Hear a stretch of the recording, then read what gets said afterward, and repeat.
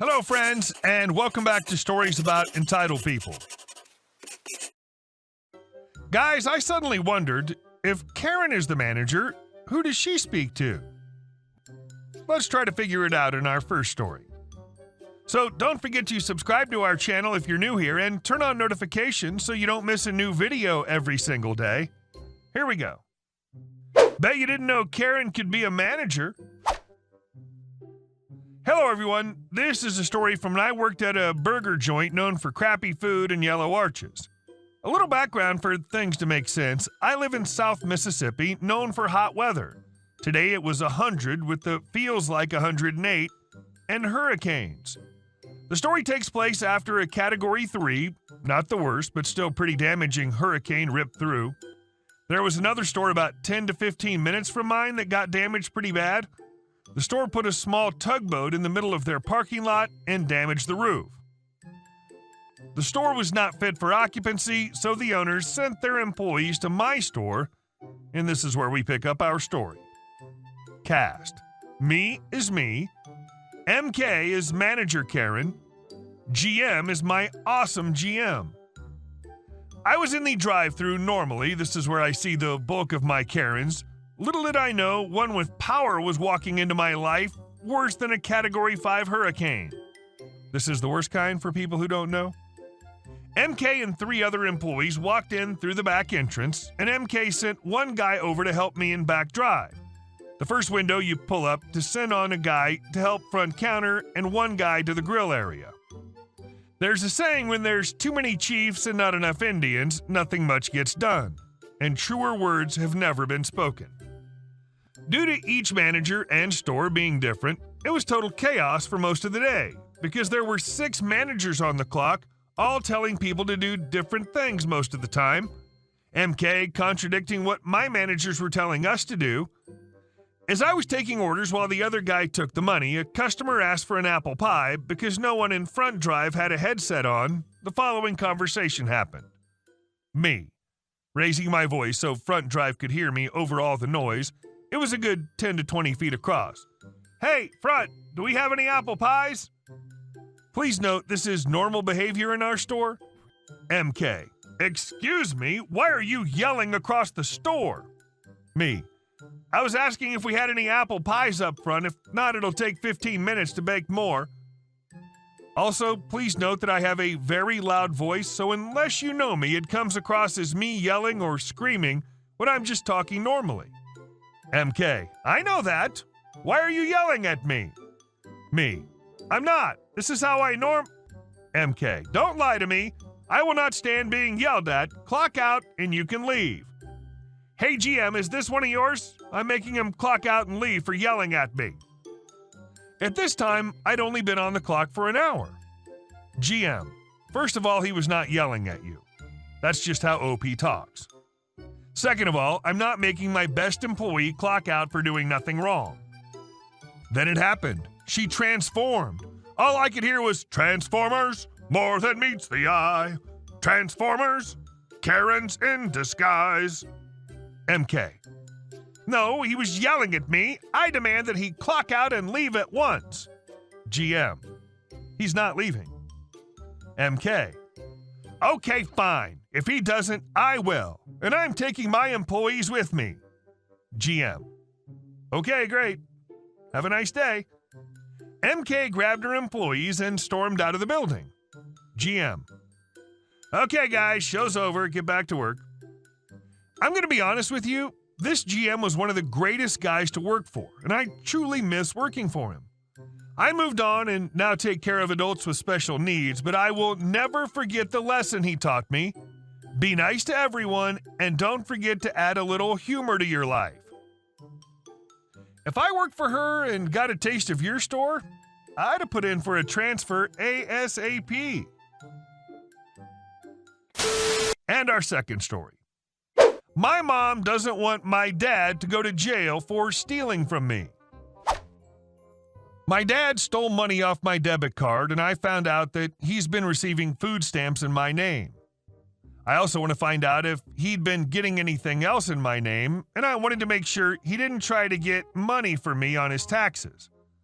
I was talking to my mom about everything, and it seemed like she kept trying to make excuses for my dad, like, well, maybe he felt like you owed him, and I would never have my dad locked up no matter what happened. I got upset and ended the conversation.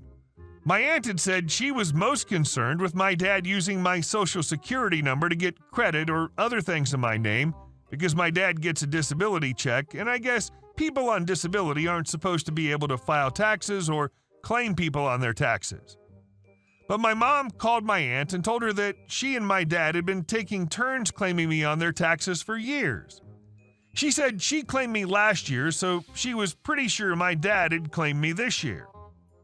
She said my dad could go to prison over this, and she didn't want him to go to prison for claiming his child on his taxes. My mom told me that what my dad did with the food stamps was wrong, but that I left my dad's house without giving him anything, so maybe this was just his way of trying to get something for letting me stay in his house. She said that I had been rebelling against her by not even trying to go to church and search within my soul. She said she actually talked to my dad, and he told her that I had been rebellious and disrespectful to him, and that's why he kept getting in my face and screaming at me and insulting me. She said that my dad had never been like that with me before, and I need to think about what I did to contribute to that and take responsibility for my part in everything. And I needed to think about how my dad felt knowing that his little girl was not the person he thought she was. She said my dad was almost in tears when they talked, and he's just as hurt as me, and he feels bad about the food stamps and taking money off my card. And if he didn't have a temper, she'd still be with him. The only thing he ever did wrong when they were together was hit her, and that he's never and would never hit me or my brother or my sister. Then she said if I didn't press charges against my dad, that she and my dad would pay me when they received their income tax refunds. She said if my issue is that he stole from me, then him paying me back should settle everything. And if I want him to go to jail, then I'm just being vengeful. And I need to think about what it'll do to my brother and sister if their dad's in prison. She said I need to think about if it's worth it to hurt my brother and sister just to hurt my dad. I found out a lot, but especially two things. One is that even though my mom talked so much crap about my dad when they split up, it seems like my mom still loves my dad. Even after she knew that he'd been yelling at me, scaring me, had threatened me, and stolen from me, apparently she still talked to him and she sympathized with him. The other thing I now know is that my mom cares about my dad a lot more than she cares about me. It's weird because up until now, that probably wouldn't have bothered me. But I didn't expect her to have more sympathy for my dad than me after knowing that my dad has threatened me and stolen from me. I can't imagine never having anything to do with my mom again, but right now, I don't want anything to do with her. I don't know if that's fair or rational, but that's how I feel. My mom said they'd pay me, but for one thing. How can I trust that? And I don't know if I want money they're trying to give me just because my dad doesn't want to get in trouble for wronging me. The other thing is I already contacted the police about him stealing the money off my card, and he's already being investigated for receiving food stamps in my name. My mom doesn't think he's going to go to jail for that, but I lived with my dad for around a month as an adult.